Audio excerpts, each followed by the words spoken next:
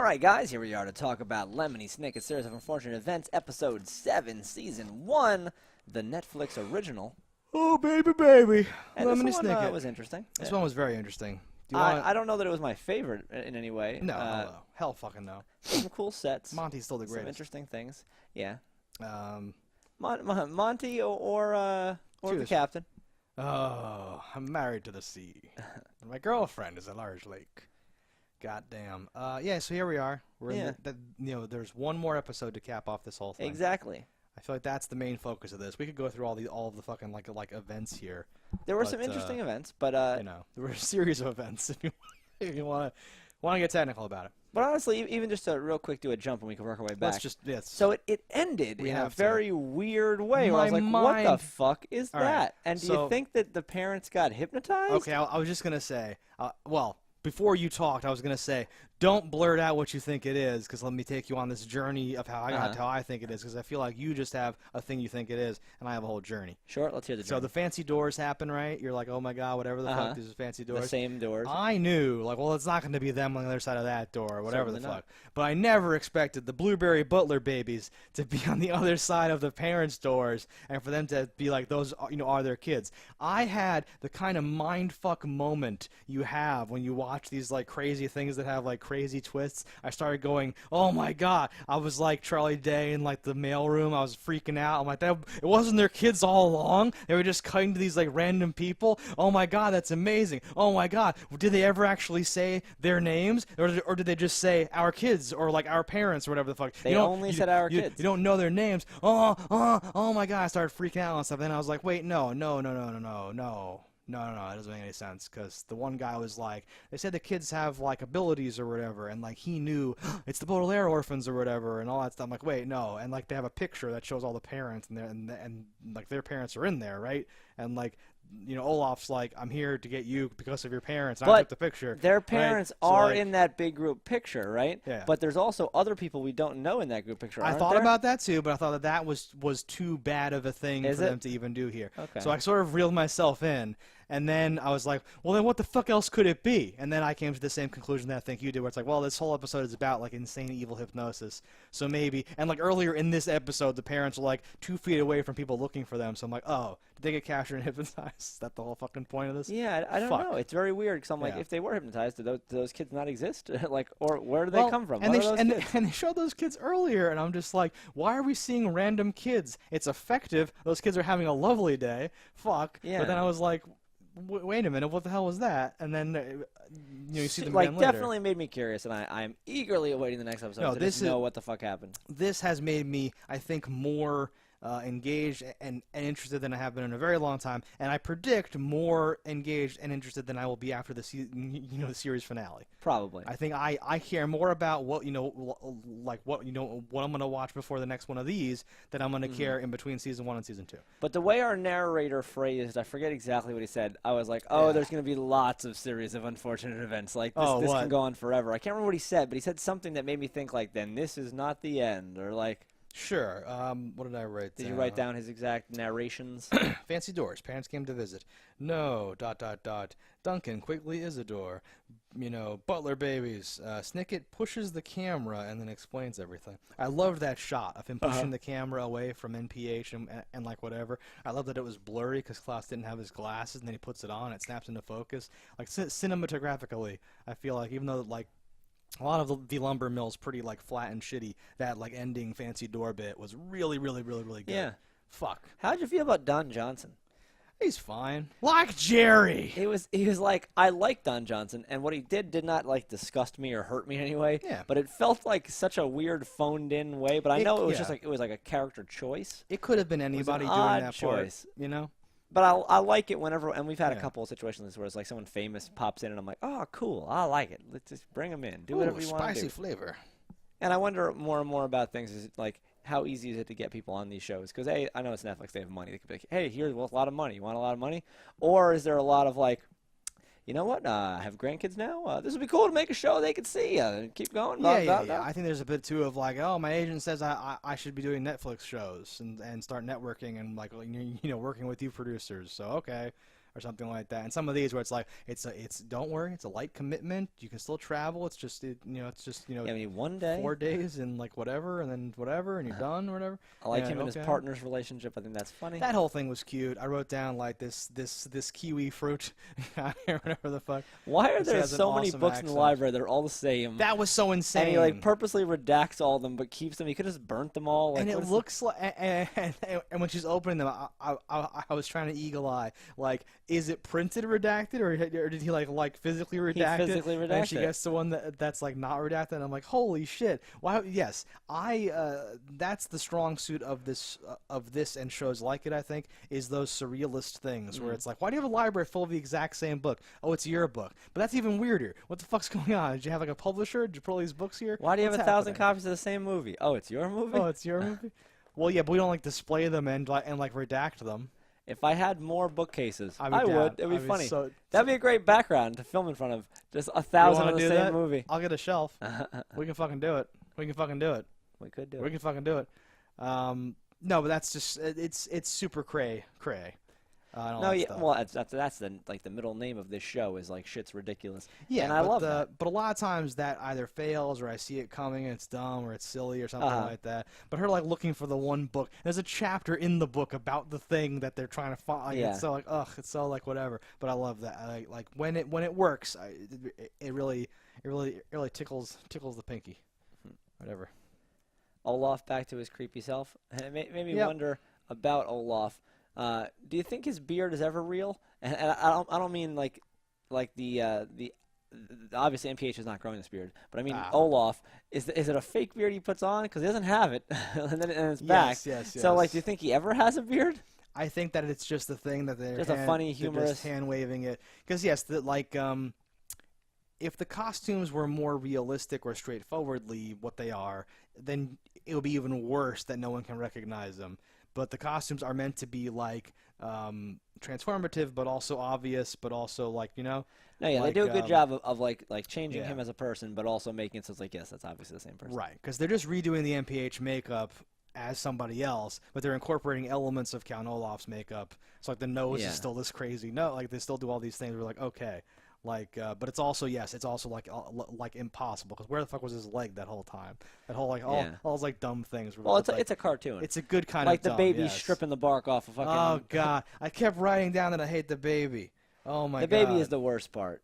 And did they miss something? Is there a part where the baby makes a noise and there's no subtext and they go, I know, or something like that in the very beginning? I don't think so. I think it's always a dumb fucking subtitle thing where you're like, listen, yes, right, I know. Oh my god, I hate the baby so much. I kind of hate the kids. I tolerate the kids, but I really hate the baby.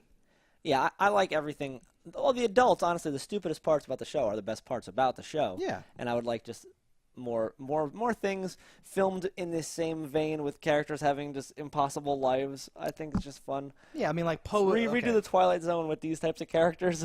Poe has really grown on me. Poe, like, yes. His rant in the beginning and then getting Ooh, distracted. clam chowder. But like he gets distracted by Chowder, and that's dumb or whatever the fuck. But the amount of time dedicated to him, like it's like,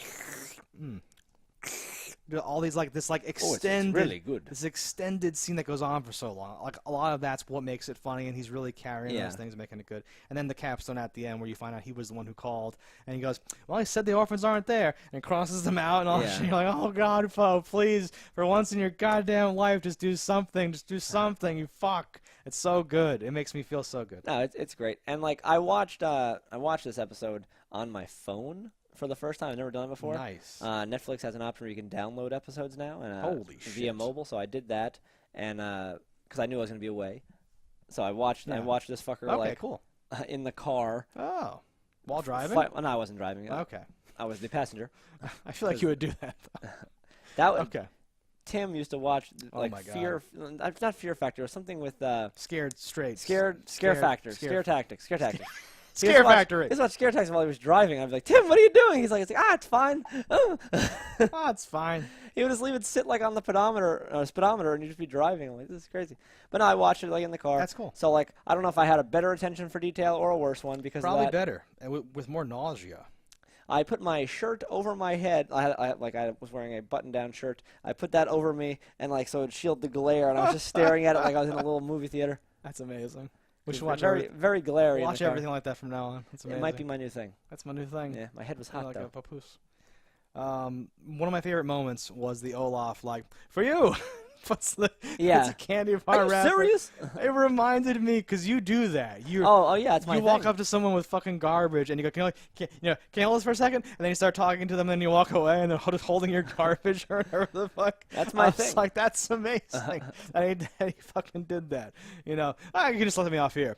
For you, and then fucking leaves. Well, because he slides in like it's a tip, and it's not a tip. It's so good. That guy was, was pretty cool, and I liked the whole they get thrown out of like the truck, trying to like hitch the ride there and all that stuff, all those beginning setups and all that business. Paul ranting, off for you. What else happens this episode? So like they get the foreman is the handless guy. Of course. That's great. And I thought Klaus would have picked it up when he saw the guy's hands are super far away from his body. I think he like started to notice, and that's what kicked off the whole train of them getting taking care of Klaus. That's really the main thing that happened this episode is Klaus gets like evil crazy hypnotized or and whatever. He like aggressively shatters his glasses to send him to the optometrist.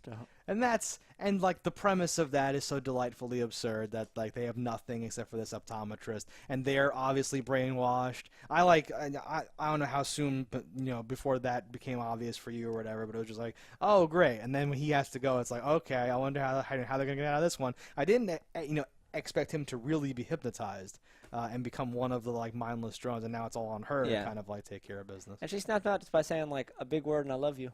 Yeah. And I was like, oh, is that all it takes? And then he gets snapped back into it. So and I'm like, so he's not out. He puts on the glasses, and then you see the eye swirlies again. I don't know how that works, if the glasses are somehow hypnotizing him or re-hypnotizing him or whatever the fuck. Or she. I thought it was the words good boy or something. Says a word, yeah, and like triggers it or something like that. That's how I took it. Has to be put into a thing. No, I know. That's cool. So I don't know where they're gonna go with that. Not sure. But I like it. I'm curious, how is this going to get pulled out of the, in quotes, fire? Because the parents, either that's their kids and everything's been an interesting lie, or they're hypnotized or something else and they have to still find their kids. Upon reflection, that's like too bold of a move to even do, right? That's even too crazy. I don't know that it is. I would love it. I think it's a great twist. I would love it if their parents are two other people, two like lesser-known actors, so it makes sense to do this grand misdirect the whole time.